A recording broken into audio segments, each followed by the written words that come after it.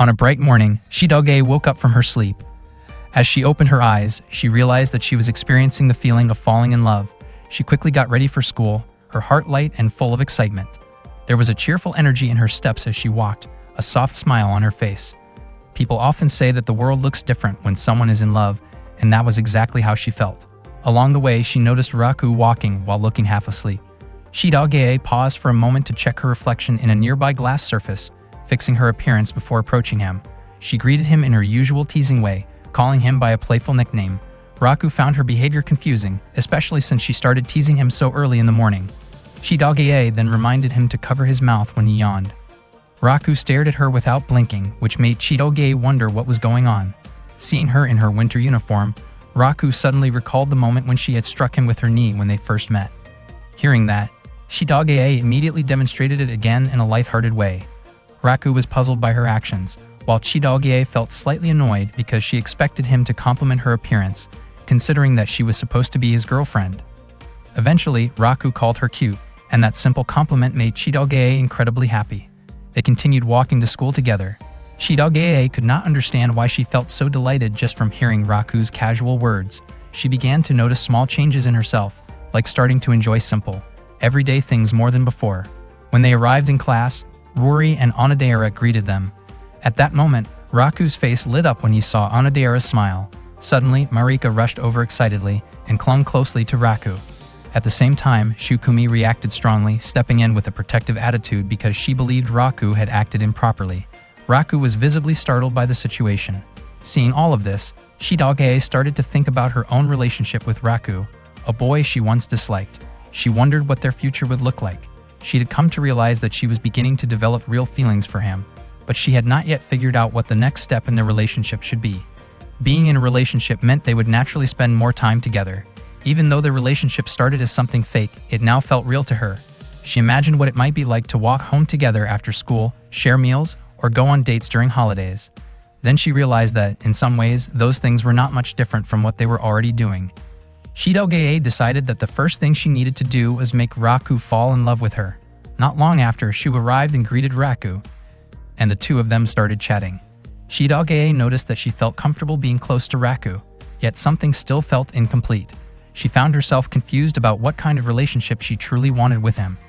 Suddenly, Raku approached Shidoge and showed her that his pendant had been returned. Later that day, he told Shidoge, Onodera, and Marika that he finally had it back, which made him feel relieved. Onodera also looked relieved upon hearing the news, clearly happy that something important from their childhood had returned. Marika then eagerly suggested that Raku try opening the pendant using her key. Raku was surprised and quickly stopped her, but Marika insisted that it was the only way to discover who Raku's first love really was. She strongly believed that she was that person and felt excited at the thought of proving it, especially because of a promise from the past that meant a lot to her. She also believed that both Onodera and Shidoge were curious about it. Raku, however, asked her not to rush things. At that moment, Shidoge suggested that they should not open the pendant yet, and that everyone should take a moment to calm down. She pointed out that it was just a childhood promise from long ago. Raku found her reaction surprising, since she had previously been very eager to find out the truth. Marika assumed that Shidoge was simply afraid of facing the possibility that she was not the one destined to be with Raku, which made Shidoge feel irritated and deny it. Onodera admitted that she was also curious about who could open the pendant, especially since it was something tied to their childhood memories. For her, it was more about simple curiosity. Raku then explained that the pendant was still not fully repaired.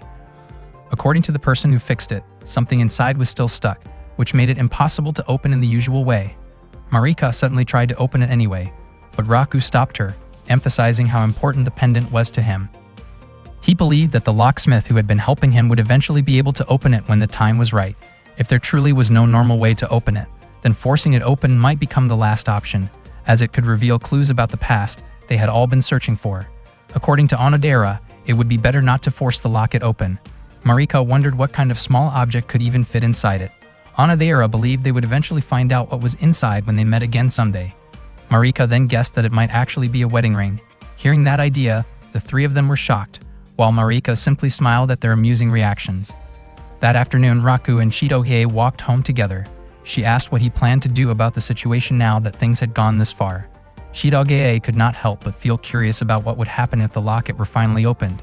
She wondered what it would mean if her key turned out to be the one that unlocked it, and what it would mean if it was not hers at all.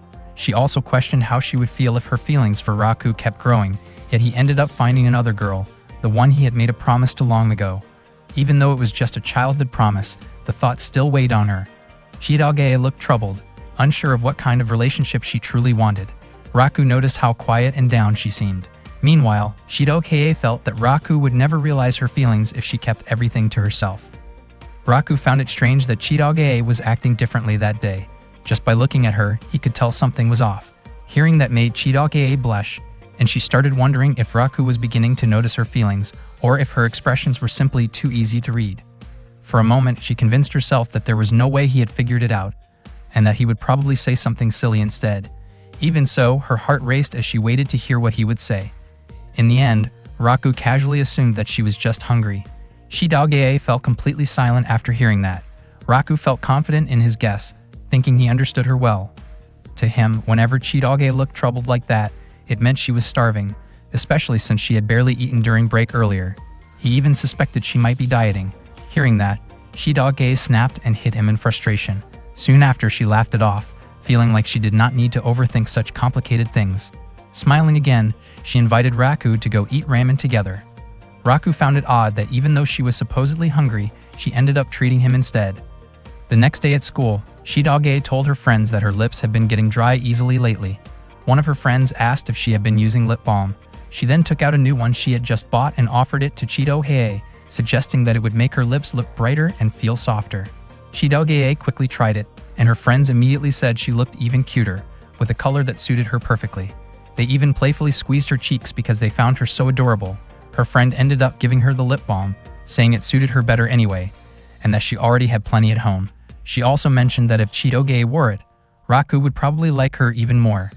That made Chidage wonder if Raku would see her as cute too. Still, if he stayed as oblivious as ever, all her effort would be pointless. The following morning, Chidage went to school with Raku as usual. She greeted him with a smile, but unfortunately, he did not seem to notice any change in her lips. At this point, that did not surprise her anymore. She brought up how winter was also known as a dry season and casually asked if his lips felt dry too. She intentionally steered the conversation toward lips, even slightly parting hers to draw his attention. However, Raku still did not notice anything. He simply said that his lips often got chapped during winter, sometimes even to the point of bleeding. Chidage felt annoyed, especially since she had tried so hard to show it off. She began to wonder if she just was not attractive to him at all. When they arrived in class, Onodera noticed right away that Chidage was wearing lip balm and complimented her. Chidage quickly stopped her, hoping that Raku would be the one to notice instead. That night, while taking a bath, Chidage thought about how to make Raku more aware of her. At the same time, she doubted whether someone as clueless as him would ever notice. She decided to use a high-quality shampoo that night. The next morning, she went to school with Raku again. After greeting him, she leaned closer and let her hair sway in front of him on purpose. She was curious about how he would react after she used a shampoo that cost over 5,000 yen, far more expensive than what she usually used. She was sure he would notice because the scent was so nice. Unexpectedly, Raku just sneezed and commented that the weather felt colder than usual. Chidage felt extremely frustrated, as if her effort had been completely brushed off by that sneeze. She could not believe how oblivious he was. Still, she realized she needed to stay calm. After all, even girls might not always notice things like lip balm or shampoo. Her task now was to make those changes more noticeable to Raku and present herself in a way that would catch his attention more clearly. At that time, Chidage had just painted her nails and felt confident that Raku would notice right away. In class, she deliberately returned an assignment she had borrowed from him while subtly showing off her fingers. Raku looked at her for a moment, and Chidage grew curious about what he thought. However, instead of reacting to her nails, he focused on the paper. That caught Chidage off guard. She pressed his face lightly with her finger, leaving him confused and a little uncomfortable, unsure of what she was trying to do. Chidage asked for his opinion, but Raku still did not understand. She grew frustrated, wondering if he was just being clueless or if he actually noticed and chose to stay quiet. Either way, she found it incredibly annoying. The next day, everyone noticed Chidage's new look, especially the ribbon she had changed. She felt certain that such a noticeable change should not escape Raku's attention. Onodera mentioned that the ribbon made Chidage look different and even cuter, but Chidage quickly covered Onodera's mouth, clearly flustered. Not long after, Raku arrived in class. Chidage asked why he was late, and he casually explained that he had overslept. He sat down and started talking about homework as usual. Shidogei could not understand why he kept ignoring the obvious change, so she finally asked if he noticed anything different about her. Raku responded by saying she looked healthier, which left Shidogei speechless. She mentioned that her body still felt sore from studying all night, then stretched and leaned closer to him, hoping he would notice her ribbon. Still, Raku said nothing about her appearance. Shidogei could not believe how oblivious he seemed. When lunchtime came, Shidogei ate with Raku, but still could not get over the fact that he had not noticed her ribbon. Suddenly, Raku commented on her lunch, pointing out that it was not Kobe beef like usual. Instead, she had brought Iberico ham, which he noted was rich in vitamins. Shidogei was stunned that he paid attention to the food instead. She started to wonder if what she did really mattered less than something like meat. Even so, she still hoped Raku would notice her effort. On their way home after school, Shidogei said she wanted to test Raku as her boyfriend. She asked him to point out what had been different about her lately. Even as she asked, she questioned why she expected him to figure it out. Raku, confused, asked if she had really changed at all, which only made Shidogei more irritated. He tried to think about it carefully, but unexpectedly guessed that her weight had increased. Hearing that, Shidogei reacted by hitting him in frustration. Raku quickly apologized and continued guessing. He wondered if she had cut her hair, worn mascara, or maybe grown taller, but all of those guesses were wrong. Then he asked if she was referring to the lip balm she had used 3 days ago. To Shidogei's surprise, Raku had actually noticed everything, from her lip balm to her shampoo and even her nails. She asked why he never said anything about it. Raku simply replied by asking why he needed to. From his perspective, guys usually would not point it out if they already thought it looked good. Hearing that made Shidogei blush. She explained that things like that were important to girls, and if Raku wanted to be popular with them, he needed to be more aware of those details. She then asked if the changes suited her. Feeling a bit shy, Raku admitted that she looked more beautiful than usual.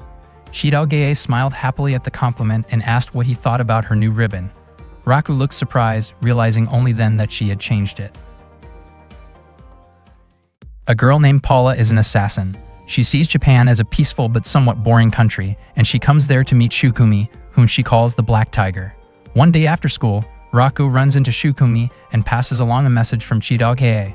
She tells him that Shukumi can head home first because she has been asked by a teacher to stay at school and finish her homework after forgetting to bring it. Hearing that, Shukumi thinks it might be best to ask Claude to keep an eye on Shidogei at school. Raku thanks Shukumi because the problem she taught him actually showed up on a test, making it easy for him to solve. Shukumi feels genuinely happy hearing that, but she tries to hide it. Raku finds it strange that she does not respond to his thanks. Out of nowhere, a bullet lands right in front of Raku. Thankfully, Shukumi reacts quickly and protects him. She immediately returns fire. Paula easily dodges Shukumi's attack and starts closing the distance. Shukumi is surprised to see Paula there. Paula moves in and attacks, while Shukumi does her best to hold her off. Paula expresses how much she has missed Shukumi after not seeing her for a year. Shukumi is confused about why Paula is there, and Paula admits she has a lot she wants to talk about. They continue exchanging shots, both showing incredible and evenly matched skill. Raku starts to panic since they are fighting at school. He asks them to move somewhere safer, but they ignore him and keep going. As they get closer to each other, Raku steps in to try to stop them, but he ends up getting caught in the crossfire and falls down. Afterward, Shukumi tends to his injury. She scolds him for interfering in a dangerous situation without any protection, though she is relieved that his injuries are only minor. Raku admits he just could not stand by and do nothing. Shukumi tries to put a bandage on him, but he refuses. She explains that she does not want to feel indebted to him. At the time, they are in an apartment that Shukumi rents. She usually stays at Shidogei's place, but she still needs a private space for her assignments. Paula questions what is really going on with Shukumi. Even though Paula came with hostile intent, Shukumi instead brings her to the apartment and offers her a drink. Shukumi points out that Paula was the one who said she wanted to talk, which only makes Paula more frustrated since that was not what she meant. Raku is confused about the title Black Tiger that Paula keeps mentioning. Paula explains that Black Tiger was Shukumi's nickname in the underworld back when she was in America. She earned that name because, 7 years ago, she worked with incredible speed and precision, quickly surpassing Paula and rising to the top in her field at a young age. Paula herself is a high-level assassin known as White Fang from Beehive. Shukumi mentions that Paula used to be her colleague, though Paula clearly dislikes hearing her name spoken by Shukumi. Shukumi feels relieved to see that Paula is doing well after such a long time apart. She even invites Paula to cook together, trying to lighten the mood. Paula immediately shuts that down, telling her not to act friendly because she did not come for something casual. She came to settle things with Shukumi. In the past, Paula looked up to Shukumi, but now she feels disappointed. She has been quietly observing Shukumi and notices that her presence and intensity have faded. From Paula's perspective, Shukumi has let everything slip away.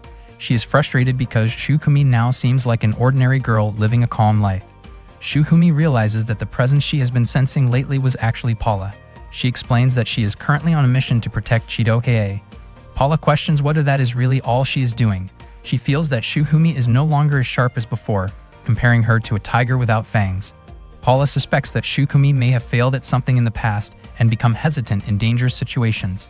She even wonders if Shukumi has grown too comfortable with a peaceful life or possibly changed because of her connection with Raku, which Raku quickly denies. In the end, Paula cannot accept how much Shukumi has changed. To her, it feels meaningless that Shukumi once surpassed her. Shukumi, on the other hand, is confused by how obsessed Paula seems to be with her, and she believes Paula would be better off aiming to surpass someone even stronger. Paula wondered whether Shukumi might have forgotten about the very first time they worked together as a team. Back when they first met, Paula had complimented Shukumi for looking handsome, but Shukumi had mistakenly assumed Paula was a guy because of her flat chest. Paula had been confused and upset about that comment, especially since, in her eyes, Shukumi actually looked more like a guy. Remembering those words still made Paula feel down. Even though Paula and Shukumi were often assigned missions together, Shukumi always seemed to get the better roles.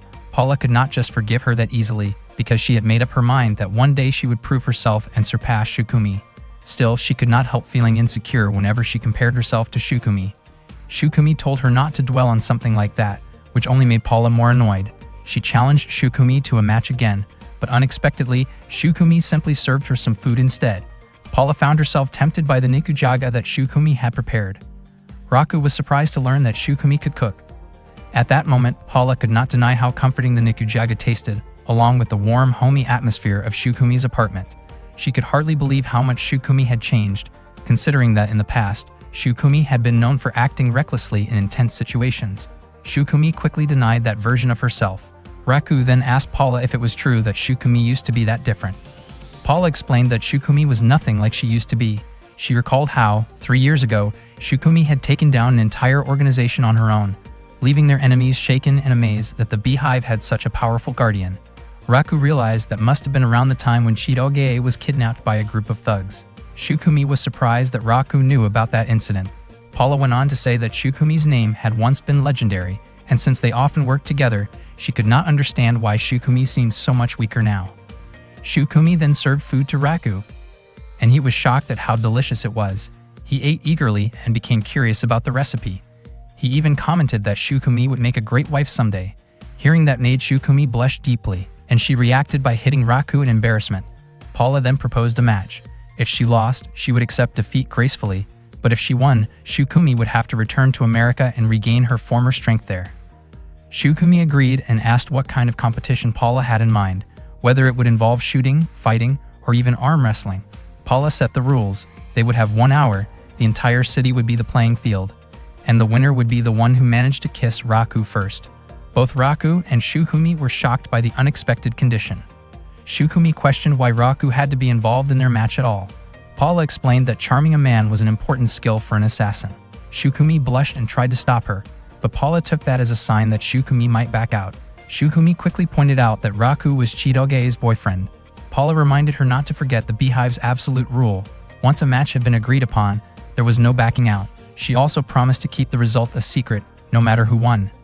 Paula believed that Raku's relationship might not be that serious anyway. She admitted to herself that she probably could not win in a straightforward fight, which was why she chose this type of challenge, especially after noticing how flustered Shukumi had been around Raku. Paula was confident she could win. Meanwhile, Shukumi found herself blushing at the thought of what winning would involve. She felt conflicted, knowing she could not go through with it, but also realizing that refusing would mean returning to America and leaving Chidokei behind. Raku became visibly nervous when Shukumi looked at him like that. Suddenly, Paula grabbed Raku and tried to get close to him, but Shukumi instantly fired a shot to stop her. She was surprised by her own reaction, as if her body had moved on its own, unwilling to let Paula get any closer.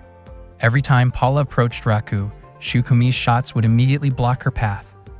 Raku panicked, feeling like this competition might actually put him in serious danger. He started running as fast as he could to get away from both of them and stay safe. Paula chased after him, while Shukumi continued to fire from above. Realizing that simply dodging would not solve anything, Shukumi landed in front of Raku to cut him off, determined to end the match quickly. As they faced each other, both of them turned red with embarrassment. Raku hesitantly asked whether Shukumi was really sure about going through with it. Just as Shukumi was about to kiss Raku, she suddenly threw a punch that sent him flying backward. At the same moment, Paula tossed a smoke bomb to block Shukumi's vision. Using that distraction, Paula managed to take Raku away and tie him up somewhere hidden. Paula was not entirely sure whether Shukumi would be able to find them. She told Raku that if he agreed to kiss her, she would go easy on him. Raku felt annoyed and struggled to break free. He did not want his first kiss to turn out like that. Paula casually mentioned that it would also be her first kiss. Hearing that, Raku questioned whether she was really willing to risk something like her first kiss just for a competition. Paula seemed confused about why a first kiss was such a big deal. From her perspective, a kiss was simply two people's lips touching, nothing more. She thought people in Japan tended to overthink it. Raku explained that a first kiss only mattered to those who believed it mattered. He also pointed out that Paula's real goal did not seem to be winning the match. Instead, he believed she just wanted Shukumi to acknowledge her abilities. Paula was surprised to hear that. Meanwhile, Shukumi was running around trying to find Raku and Paula, but she had not located them yet. The thought of losing weighed heavily on her, especially since it would mean returning to America and being separated from Chidahei. She felt uncertain about what to do, and the idea that Raku and Paula might have already kissed made her feel uneasy. She found it strange how restless she became at the thought of someone else kissing Raku. She could not bring herself to think any further. Suddenly, an explosion went off near Paula's hiding spot. Paula wondered if Shukumi had somehow found them, even though she believed she had gone far enough to avoid being tracked. Moments later, Shukumi appeared, walking straight toward them. Raku felt relieved and called out, asking her to help him. Both of them were caught off guard because Shukumi looked different than usual. Paula realized that Shukumi had entered her serious mode, the version of her that Paula admired the most. She even referred to her as the Black Tiger, radiating an intense and intimidating presence. Paula prepared herself for a confrontation, but in an instant, Shukumi vanished. Without warning, one of the building's support pillars collapsed. Paula was shocked that Shukumi had managed to destroy it with a single kick. At that moment, Paula realized that Shukumi's strength had not weakened at all. In fact, it had become even more formidable than before. Shukumi warned Paula not to get in her way, and Paula could not help but feel overwhelmed. Shukumi then approached Raku and gently touched his cheek. She slowly leaned closer, as if she was about to kiss him. Raku's face turned red as he anticipated what might happen next. However, at the last second, Shukumi simply used her fingers to mimic a kiss. After that, she told Paula that she had already kissed Raku, declaring herself the winner of the match. Paula protested, saying that what Shukumi did not count as a real kiss.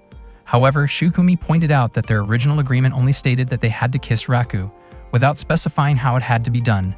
She then asked Paula if she still wanted to challenge that decision. Feeling intimidated, Paula immediately backed down and apologized. Paula dropped to her knees in front of Shukumi. Shukumi then hugged her and praised her skills, acknowledging that Paula's kidnapping strategy and her ability to track her down were impressive.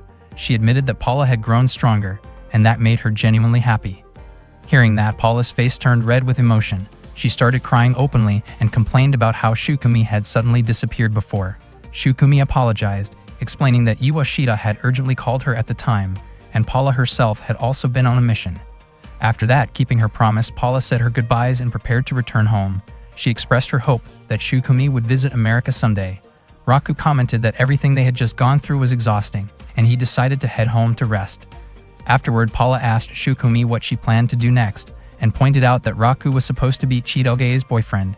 Shukumi simply smiled as if nothing had happened. Raku, feeling confused, asked what they were talking about. Shukumi reassured him that it had nothing to do with him. Seeing that, Paula quietly thought that Shukumi could still act a bit like a child sometimes.